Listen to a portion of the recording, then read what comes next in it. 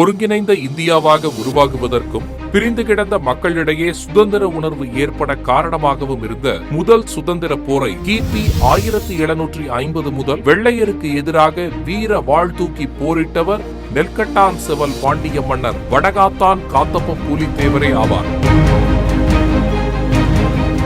வரலாற்று சிறப்புமிக்க மன்னர் பூலித்தேவரின் வீர வரலாற்றை காண்பதற்கு முன் கிபி 1755 ஆற்காடு நவாப் மற்றும் பிரிட்டிஷ் கிழக்கிந்திய கம்பெனிகளுக்கும் இடையே வரி வசூல் செய்ய ஏற்பட்ட ஒப்பந்தம் மற்றும் பாண்டிய நாட்டில் மதுரையை ஆண்ட பாண்டிய மன்னர்களின் வீழ்ச்சி பற்றியும் ஒரு கண்ணோட்டம்.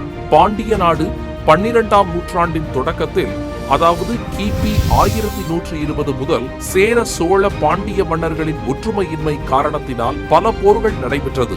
அவ்வப்போது மதுரை சோழர்கள் கைவசம் சென்றது. கிபி 1123ஆம் ஆண்டு மதுரையைச் சேர்ந்த சடையவர்மன் ஸ்ரீ வல்லபன் என்ற பாண்டிய மன்னர் ஆண்டு வந்தார். பின்பு 1182ஆம் ஆண்டு வரை மாரவர்மன் ஸ்ரீ வல்லபன் என்ற மன்னர் ஆண்டு வந்தார். அதற்கு பின்பு மாரவர்மனின் மகன் சடையவர்மன் குலசேகர பாண்டியன் மற்றும் பராக்கிரம பாண்டியன் ஆகியோர்களுக்கும் பாண்டிய நாட்டை ஆளுவதில் போட்டி ஏற்பட்டது. இருவருக்கும் ஏற்பட்ட போரில் இலங்கை மன்னன் பராக்கிரம பாண்டியனுக்கு ஆதரவாக போரிட்டு குலசேகர பாண்டியனை வென்றார்கள். சிறிது காலம் கழித்து பராக்கிரம பாண்டியன் மகன் வீரபாண்டியனுக்கும் குலசேகர பாண்டியனுக்கும் இடையே போர் ஏற்பட்டது.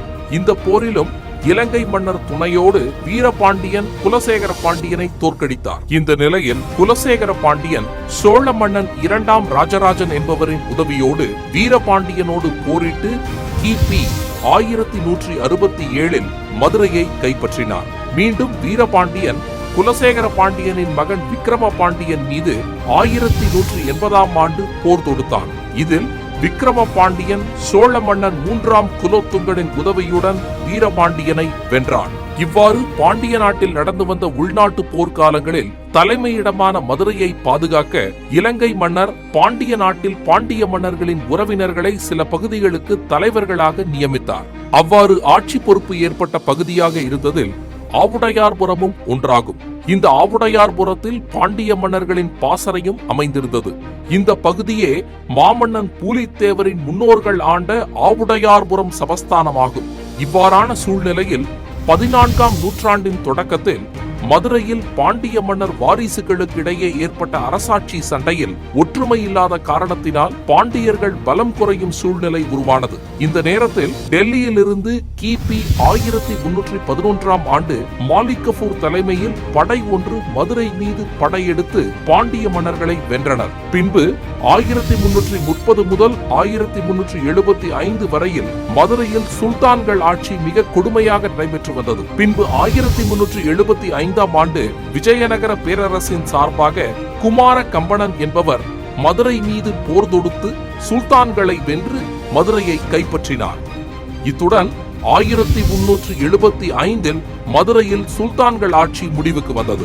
இதன் பின்பு குமார கம்பணன் பாண்டிய மன்னர்களின் வாரிசான வரகுண ராம சிந்தாமணி பாண்டியன் என்பவரை மதுரைக்கு அழைத்து மதுரை ஆட்சியில் பொறுப்பை ஒப்படைத்தார்.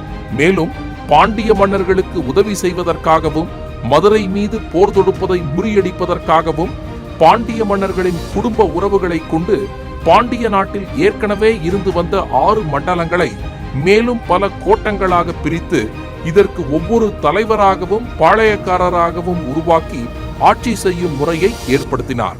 இவ்வாறாக ஏற்கனவே பிரிக்கப்பட்ட பாளையங்களாக இருந்ததில் ஆவுடையார்புரம் பாளையமும் ஒன்றாகும்.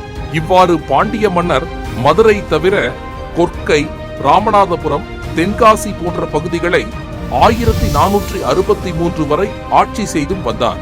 இவ்வாறு மதுரையில் வரகுண ராம சிந்தாமணி பாண்டியன் ஆட்சி செய்து வந்த போது மதுரைக்கு மேற்கே நாகமலையில் புலி ஒன்று மக்களை துன்புறுத்தி வந்தது. அதனால் பாண்டிய மன்னர் இந்த புலியை அடித்துக் கொள்பவருக்கு தக்க சன்மானம் வழங்கப்படும் என்று அறிவித்தார். இந்த அறிவிப்பை ஏற்றுக்கொண்டு கிபி 1375 முதல் 1424 வரை ஆவுடையார்புரம் பாளையத்தை ஆண்ட மன்னர் பூலித்தேவர் மதுரை சென்றார். அந்த 16 அடி வேங்கையை நேருக்கு நேர் போர் சிங்கம் போல் எதிர்கொண்டு தனது குறுவாளால் அதனை குத்திக் கொன்றார்.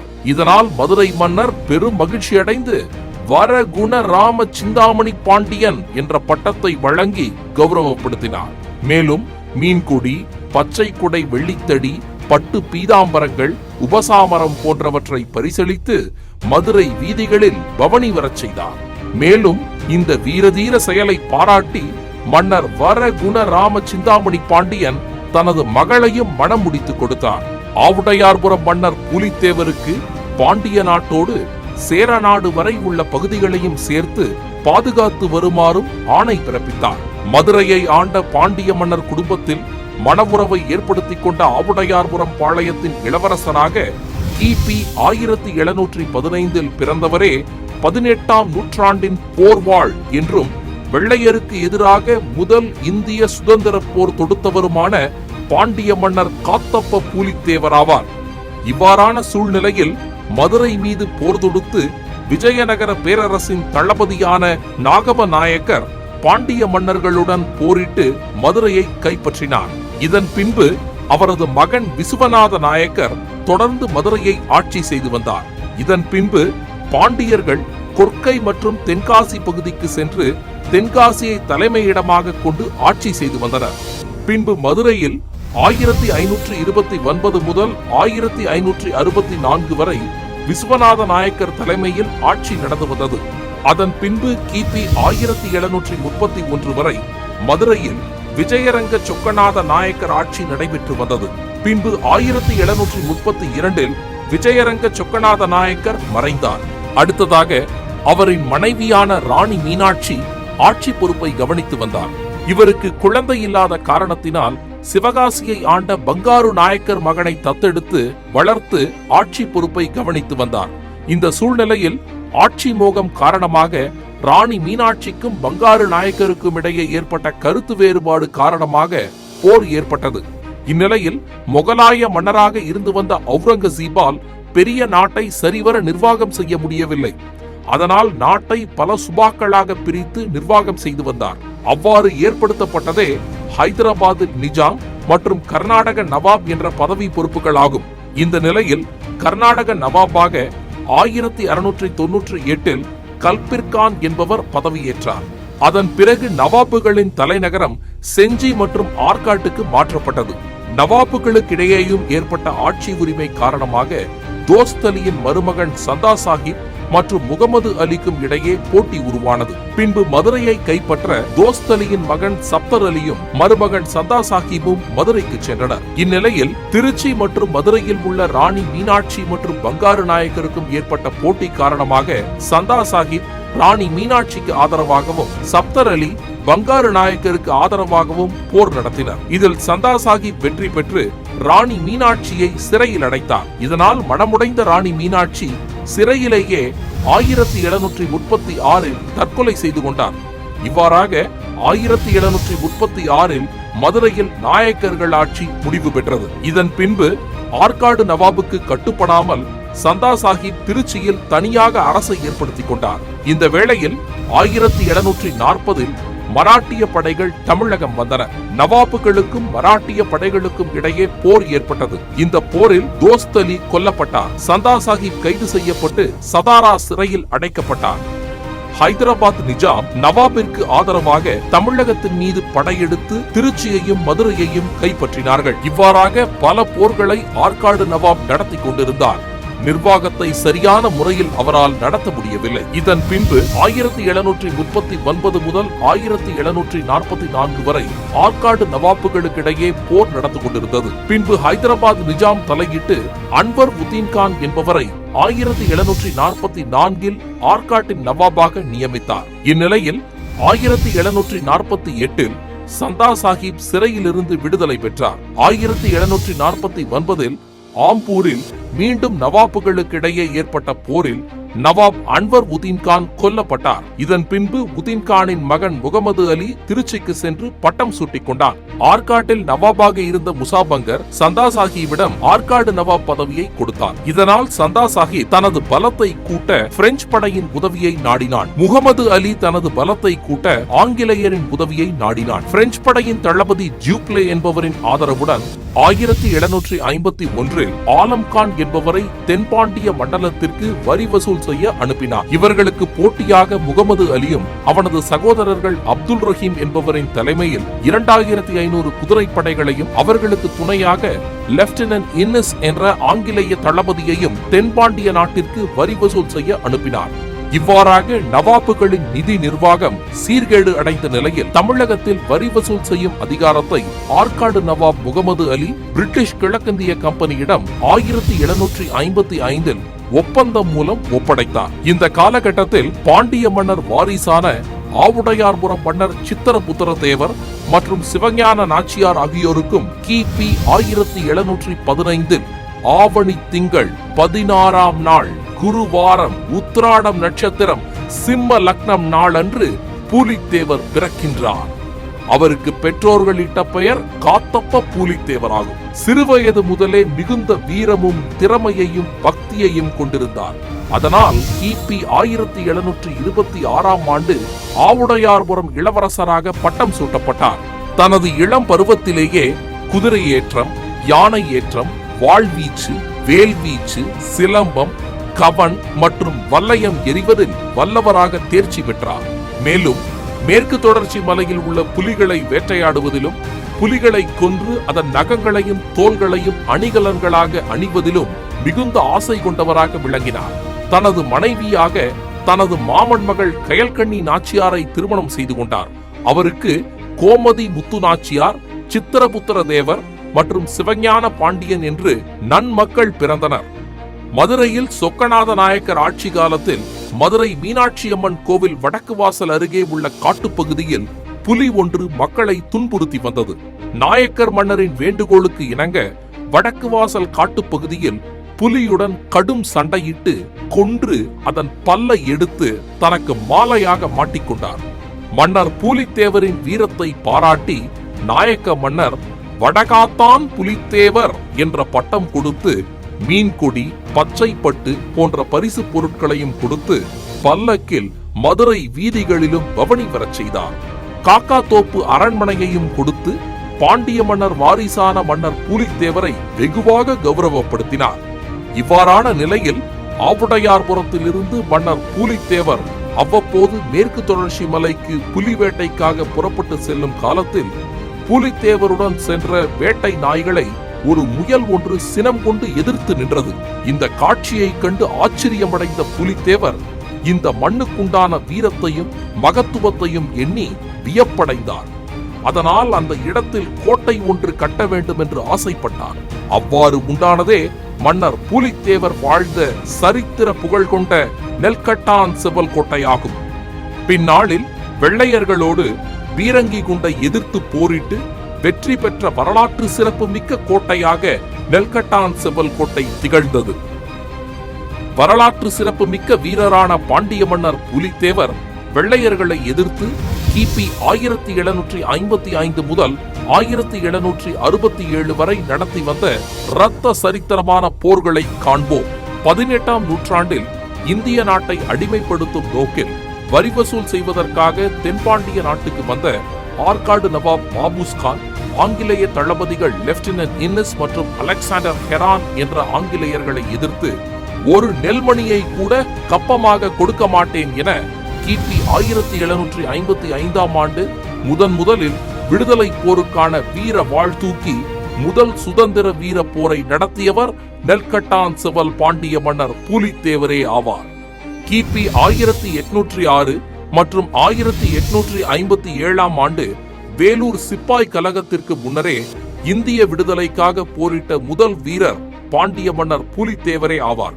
கிபி 1757 நடைபெற்ற பிளாசி போருக்கு முன்னரே 1755 மன்னர் பூலித்தேவர் வெள்ளையர்களை எதிர்த்து போரிட்டு வெற்றி கொண்டது வரலாற்றில் பொன் எழுத்துக்களால் பொறிக்கப்பட்டு கொண்டாடப்பட வேண்டியதாகும். இவ்வாறு கிபி 1755 முதல் 1767 வரை 12 ஆண்டுகள் ஆங்கிலேயர்களை எதிர்த்து பாண்டிய மன்னர் பூலித்தேவர் நடத்திய இரத்த சரித்திர வரலாற்று சிறப்பு மிக்க போர்கள் இதோ. கிபி 1755 திருவனந்தபுரம் பகுதியில் உள்ள களக்காட்டில் ஆற்காடு நவாப் மாபூஸ் கானை மன்னர் பூலித்தேவர் போரிட்டு வென்றார். கிபி 1755 கிழக்கிந்திய கம்பெனியின் ஆங்கிலேய தளபதி அலெக்சாண்டர் ஹெரான் என்பவன் 3000 படை வீரர்களுடன் தென்பாண்டிய நாட்டை நோக்கி முதலாக வரி வசூல் செய்வதற்காக வந்தவராவார். தென்பாண்டிய நாட்டின் கிழக்கு பாளையங்கள் முழுவதும் எந்தவித எதிர்ப்பும் இல்லாத சூழ்நிலையில் வரி வசூல் செய்துவிட்டு கிளம்பும் வேளையில் மாபுஸ்கானுக்கு பாண்டிய மன்னர் பூலித்தேவரின் நெற்கட்டான் சிவல்பாளையம் பற்றியும் களக்காடு போரின் தோல்வி குறித்தும் மிக விரிவாக தெரிவிக்கப்பட்டதன் பேரில் ஹெரானின் படை நெற்கட்டான் சிவலை நோக்கி திரும்பியது. கிபி 1755 ஆண்டு மே மாதம் பாண்டிய மன்னர் பூலித்தேவருக்கும் ஹெரானுக்கும் நேரடியான யுத்தம் நடைபெற்றது. இந்திய வரலாற்றில் சுதந்திர உணர்வையும் ஒற்றுமையையும் வீர தமிழரின் மானம் காக்கும் பொருட்டு ஆங்கிலேயர்களை எதிர்த்து வீர வாழ் தூக்கி போரிட்ட இந்த போரே முதல் இந்திய சுதந்திர போராகும். இந்த போரில் மன்னர் பூலித்தேவர் தனது படை வீரர்களை வைத்து கொரில்லா தாக்குதல் நடத்தினார். இதில் ஹெரான் படைகள் நாலா பக்கமும் சிதறி ஓடியது. பீரங்கிகளால் நெற்கட்டான் சிவல் கோட்டை தாக்கப்பட்ட நிலையிலும் கோட்டை மிக உறுதியாக நின்றது. படையெடுத்து வந்த ஆங்கிலேய தளபதி ஹெரானின் படை பாண்டிய மன்னர் பூலித்தேவரின் புரட்சி படையுடன் தோல்வியடைந்தது. கிபி 1755 நடந்த இந்த போர் தென்பாண்டிய மண்டலத்திற்கு கிடைத்த மாபெரும் சரித்திர வெற்றி போராகும். பின்பு 1756 பிப்ரவரியில் ஸ்ரீவில்லிபுத்தூர் கோட்டையில் இருந்த ஆற்காட்டு நவாபின் தம்பி அப்துல் ரஹீம் என்பவருடன் போரிட்டு வெற்றி பெற்று கோட்டையை கைப்பற்றினார். பின் 1756 மார்ச் மாதம் திருநெல்வேலியில் மாபுஸ்கானுடன் மிகப்பெரிய போர் நடந்தது. பின்பு 1756 டிசம்பரில் கங்கை கொண்டானில் கான் சாஹிப் என்ற மருதநாயகத்துடன் கடும் போர் நடந்தது. கிபி 1757 மீண்டும் கான் சாஹிப் மருதநாயகத்துடன் ஆழ்வார்குறிச்சியிலும், பின்பு 1759 மற்றும் 1760 டிசம்பர் மாதம் வாசுதேவ நல்லூரிலும் கான் சாஹிப் மருதநாயகத்துடன் கடும் போர் நடைபெற்றது. பின்பு கிபி 1760 ஜனவரியில் நெற்கட்டான் சிவலில் மீண்டும் மருதநாயகத்துடன் போர். 1761 மே மாதம் மீண்டும் கான் சாஹிப் மருதநாயகத்துடன் நெற்கட்டான் சிவல் மற்றும் வாசுதேவ நல்லூரில் கடும் போர். 1760 ஆண்டு ஜனவரி முதல் 1761 ஆண்டு மே வரை கான் சாஹிப்பிற்கும் பூலித்தேவருக்கும் இடையே தொடர்ந்து 4 மாதங்கள் கடும் பீரங்கி சண்டை நடைபெற்றது. இந்த சண்டையில் மன்னர் பூலித்தேவரின் நெற்கட்டான் சிவல் கோட்டை மற்றும் வாசுதேவ நல்லூர் கோட்டைகள் தரைமட்டமாகின. இந்த கடும் போரில் பாண்டிய மன்னர்களின் வம்சாவளிகளான வடகரை சொக்கம்பட்டி மன்னர் குமார சின்னநைஞ்சா தேவர், கொல்லங்கொண்டான் மன்னர் வாண்டையர் தேவர், சேத்தூர் மன்னர் திருவநாத தேவர், தலைவன்கோட்டை மன்னர் ஈஸ்வர தேவர் போன்றவர்கள் மன்னர் பூலித்தேவருக்கு மிகவும் பக்கபலமாக நின்று போரிட்டனர். கிபி 1761 வாசுதேவ நல்லூர் போருக்கு பின்பு மருதநாயகம் ஆங்கிலேயர்களுக்கு அடிபணியாமல் போனதால் ஆங்கிலேயரால் தூக்கிலிடப்பட்டார். கிபி 1766 மீண்டும் மன்னர் நெற்கட்டான் சிவல் வந்து வாசுதேவ நல்லூரில் உள்ள கோட்டையை புதுப்பிக்கிறார். இந்த சம்பவம் வெள்ளையருக்கு தெரிந்து 1766 ஆண்டு அக்டோபரில் கேப்டன் பவுட்சன் என்பவர் வாசுதேவ நல்லூர் கோட்டையை தாக்கினார். இதில் பூலித்தேவர் வெற்றி பெற்றார். இதனால் மன்னர் பூலித்தேவர் மீது பிரிட்டிஷ் கிழக்கிந்திய கம்பெனியினர் கடும் கோபம் கொண்டனர். தென்பாண்டிய மண்டலத்தில் பூலித்தேவர் இருக்கும் வரை நாம் வரி வசூல் செய்ய முடியாது என்பதனை உணர்ந்து பிரிட்டிஷ் கம்பெனியினர் கடும் யுத்தத்திற்கு தயாராகினர். இதனால் கோபமடைந்த கவர்னர் டிகாட் கேட்டுக்கொண்டதன் பேரில் இங்கிலாந்திலிருந்து ராணுவங்களையும் குதிரை படைகள் மற்றும் 16 பவுண்ட் பேய்வாய் பீரங்கிகள், வெடிமருந்துகள் போன்றவை தென் தமிழகம் நோக்கி கப்பலில் வந்தது. இதனால் டிவிண்டர் என்ற வெள்ளைக்கார தளபதி மற்றும் மேஜர் லாரன்ஸ் என்பவரின் தலைமையில் பெரும் ராணுவமே தென் தமிழகம் நோக்கி வந்தது. மேலும் வெள்ளையருக்கு ஆதரவாக திருவாங்கூர் மார்த்தாண்டவமன் படை, ராமநாதபுரம் சேதுபதி ராஜா படை, புதுக்கோட்டை தொண்டைமான் படை, எட்டயபுரம் பாஞ்சாலங்குறிச்சி படைகளும் வீர வேங்கையாக இருந்த பூலித்தேவரை எதிர்த்து போரிடுவதற்கு வாசுதேவ நல்லூர் கோட்டையை நோக்கி வந்தனர். பாண்டிய மாமன்னர் பூலித்தேவர் பாண்டிய நாட்டின் வீரத்தை உலகிற்கு எடுத்துரைக்கும் விதமாக பிரிட்டிஷ் கூட்டணி படையை எதிர்த்து வரலாற்று சிறப்பு மிக்க ஒரு இறுதி போரை எதிர்கொள்வதில் மிக வீர தீரத்துடன் களம் கண்டார். கிபி 1767 ஆண்டு மே மாதம் டொனால்ட் கேம்பல், மேஜர் பிரிட்னட், கேப்டன் காப்பர், பீட்டர் டேவிட்சன் மற்றும் தென்பாண்டிய படைகள் அனைத்தும் சேர்ந்து கொண்டு ஒரு மாபெரும் வீரம் செறிந்த பாண்டிய மன்னர் மீது வாசுதேவநல்லூர் கோட்டையை சுற்றி அனல் கக்கும் பீரங்கி குண்டுகளால் தாக்கினர். துப்பாக்கிகளை கொண்டும் பீரங்கி குண்டுகளை கொண்டும் வாசுதேவநல்லூர் கோட்டை மீது தாக்கப்பட்ட போதிலும் மாமன்னர் பூலித்தேவரின் படை வீரர்கள் மிகவும் உக்கிரமாக தாக்குதல் போர் நடத்தினர். இதனை கண்ட வெள்ளைக்கார தளபதிகளே ஆச்சரியமடைந்தனர். மிகவும் உக்கிரமாக நடந்த இரத்த சரித்திரம் வாய்ந்த வாசுதேவநல்லூர் போர் தொடர்ந்து ஒரு வார காலமாக நடைபெற்றது. கோட்டையின் சுவர் பீரங்கி குண்டுகளால் துளைக்கப்பட்டு விரிசலடையும் நேரத்தில் அந்த ஓட்டையை அடைக்க பூலித்தேவரின் புரட்சி படைகள் தங்கள் மார்பை காட்டி சரி செய்து வந்தனர். பீரங்கி குண்டுகளால் தொடர்ந்து தாக்கிய பொழுதுதான் ரத்தமும் சதையுமாக உடல்கள் சிதறியதைக் கண்டு வெள்ளையர்களே பிரமித்து போய் நின்றார்கள். இறுதியாக வாசுதேவநல்லூர் கோட்டை தரைமட்டமாகும் சூழ்நிலையில் புரட்சி படையின் மன்னர் பூலித்தேவரை காப்பாற்றி மேற்கு தொடர்ச்சி மலைக்கு அழைத்து சென்றனர். கிபி 1767 ஆண்டு மே மாதம் வெள்ளையர்களின் கூட்டணி படை வாசுதேவநல்லூர் கோட்டையை கைப்பற்றினர். இவ்வாறாக பிரிட்டிஷ்காரர்களுடன் கிபி 1755 முதல் கிபி 1767 வரை 12 ஆண்டுகள் மாபெரும் முதல் இந்திய சுதந்திர போரை நடத்தி தமிழர்களின் மாபெரும் வீரத்தையும் தியாகத்தையும் உலகறிய செய்தவர் பாண்டிய மன்னர் பூலித்தேவரே ஆவார். இதன் பின்பு துரோகிகளால் காட்டிக் கொடுக்கப்பட்டு வெள்ளையர்களால் மன்னர் பூலித்தேவர் கைது செய்யப்பட்டு திருநெல்வேலி கொண்டு செல்லும் வழியில் தனது இறுதி ஆசையாக சங்கரன் கோவிலில் கோமதி அம்மனை வழிபட வேண்டும் என்று மன்னர் பூலித்தேவர் கேட்க அவர் பலத்த சங்கிலியால் பிணைக்கப்பட்டு சங்கரன் கோவில் உள்ளே கொண்டு செல்லப்பட்டார். இவ்வாறு கைது செய்யப்பட்டு சங்கரன் கோவில் கோமதி அம்மன் சன்னதிக்கு வெள்ளைப்படை வீரர்கள் சூழ கையில் விலங்குடன் மன்னர் பூலித்தேவர் கொண்டு செல்லப்பட்டார். கோமதி அம்மன் சன்னதியின் முன் நின்று திருவாடுதுறை ஆதீனமான வேலப்ப தேசிகரனையும் மனதில் நினைத்து அம்மனை நோக்கி மனமுருகி பதிகம் பாடி தான் வெள்ளையர்களால் மரணிக்க கூடாது என்று நெஞ்சுருக வேண்டி நின்றார். அந்த நேரத்தில் பெரிய கரும்புகை மண்டலமாக மேகங்கள் அணிவகுத்து பின்னல் வெட்ட உடனிருந்த வெள்ளையர்களின் கண்மறைவு ஏற்படும் சூழ்நிலை உருவாகிய நேரம் மன்னர் பூலித்தேவரின் கைவிலங்கு தெரிந்தது. கண்ணிமைக்கும் நேரத்தில் ஏற்பட்ட பெரிய ஒளி வெள்ளத்தின் நடுவே மன்னர் பூலித்தேவர் அந்த இடத்தில் மறைந்தார். அவரை கோவில் முழுவதும் வெள்ளையர்கள் தேடியும் மன்னர் பூலித்தேவர் கிடைக்கவில்லை. இவ்வாறு 27/8/1767 ஆண்டு தமிழ் மாதம் ஆடி 10ஆம் தேதியில் கோத்திலா அமரபட்சம் குருவாரம் பூசை நட்சத்திரம் அன்று லிங்க ஜோதி தன்னில் பூலி சிவமானார் என்று அவரது வாழ்க்கை மற்றும் இரத்த சரித்திரம் முடிவடைகிறது.